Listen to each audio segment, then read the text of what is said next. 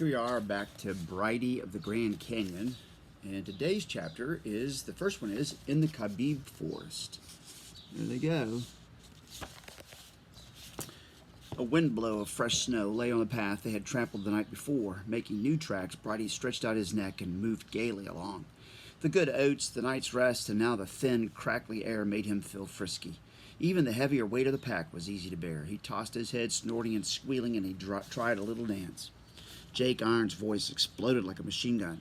"At your age, get moving. No monkey business now." The frozen snow crunched at Brighty's feet as he wound his way between the blazed trees. If he made a right turn now, he would face Bright Angel Point, and beyond it, the trail plunging away into the canyon.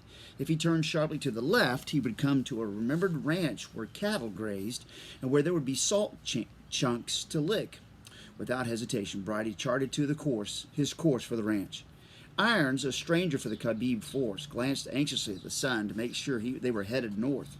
Satisfied, he scuffed along, with his moccasins following silently in Brighty's hoofprints, his new rifle pointed skyward. The way humped over hills and dipped into the hollows, and the forest marched in close with the littler pines in the front.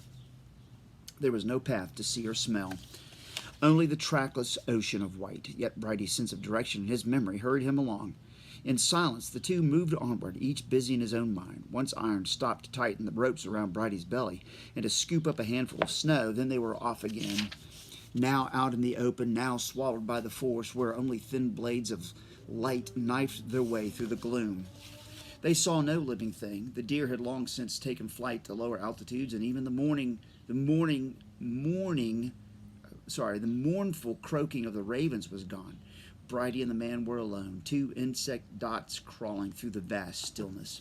The sun climbed higher, and Brighty squinched his eyelids to wink away the glare on the snow.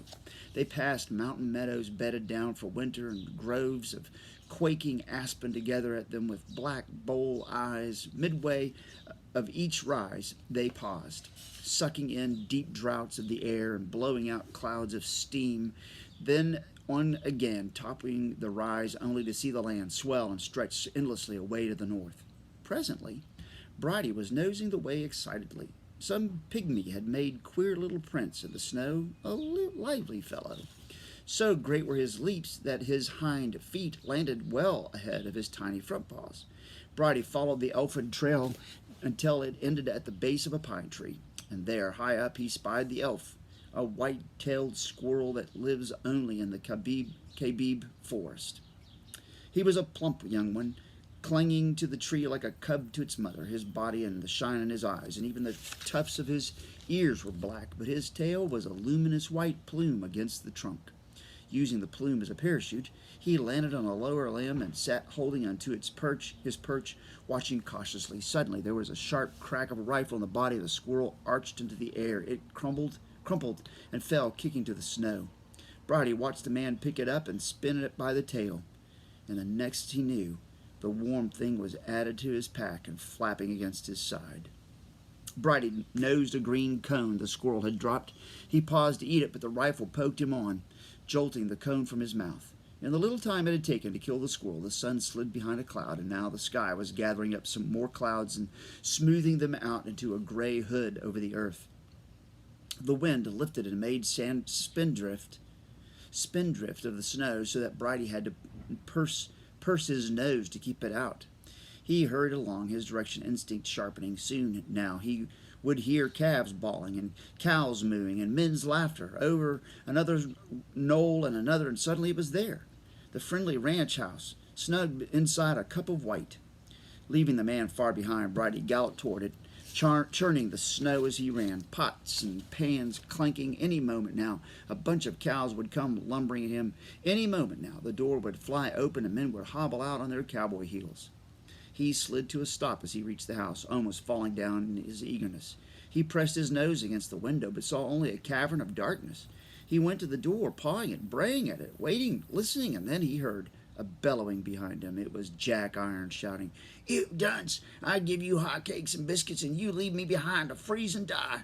He broke off abruptly as a gust of snow showered him A night's shelter would be best, he thought, and on to Utah tomorrow. He tried the door, opened it a crack, letting the rifle nose in first. Nothing happened. Full of bravery, he pushed it wide and strode in. Brighty followed, his hoofs skidding across the smooth floor. The voice inside the snowman. The two-story ranch house was as deserted as the schoolhouse on Saturday morning. Men and cattle were gone far away to House Rock Valley. Except for an old wooden cupboard, the place stood empty. There were no bunks, no table, no chairs, just the old cupboard against the wall and a gaping fireplace with a bed of white ashes. Irons, his rifle leading, walked through the emptiness and up the ladder steps to the second floor. Here, too, was a chill air of desertion. The only movement was the snow swirling against the window. He backed down in a hurry to find the burro, pushing his nose against a heavy door at one end of the room. It hung on double hinges, and Brighty, with a little foretaste of pleasure, was butting it open. Eagerly, Irons darted around him and struck the match to see what the room held. "Jerusalem!" he gasped, squinting at the pinkness. One whole wall was piled high with pink salt in 100-pound chunks. Although Brighty's tongue was at work on the nearest one. Brighty's tongue was at work on the nearest one. The opposite wall was stacked with logs, and up against them were a roll of wire and a hatchet whose blade winked in the matchlight. Iron started for the hatchet, but the flame sputtered and burned his fingers. With an oath, he picked up the logs and hatchet on the dark and groped his way out, letting the door swing against Brighty's rump. Carefully, he laid his rifle on the deer horns fastened to the cupboard. Then he went to work, hacking chips for the logs. "Utah, Utah," his lips kept saying with each stroke. He smiled at how neatly everything was working out. "I got plenty of grub," he was thinking. "A warm place to bunk, and then Utah by noon, probably. Yeah," he said aloud, "better to stay here tonight and crash a new town by day." While the logs were taking fire, he brought out Brighty's pack and next explored the cupboard.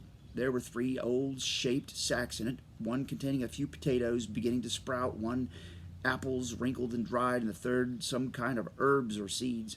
There were 10 cups, too, and plates. Together his supplies made quite a pile, and he decided on the hearty meal.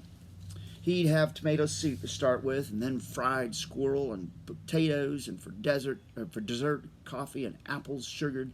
As he drooled in anticipation, he could hear Brighty peeling strips of bark on the salt house. "Eat hearty, Broomtail," he laughed, pulling out his knife and skinning the squirrel.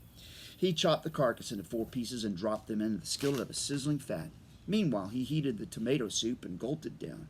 Then he sat rocking on his heels, watching the bubbles of fat boil up over the meat. He swallowed often, hardly able to control the juices that flooded his mouth.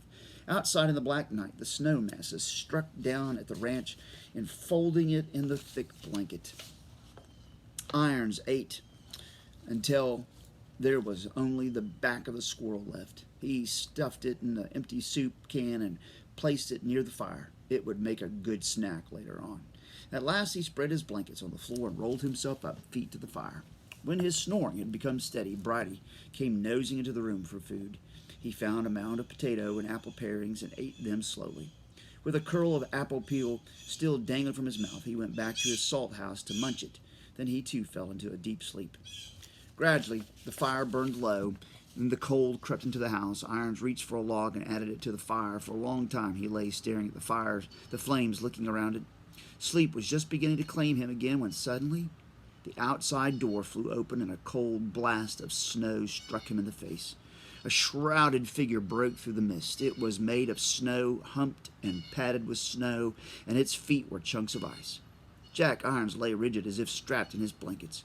Was this some ghost out of his dream, some crazy shadow of the night?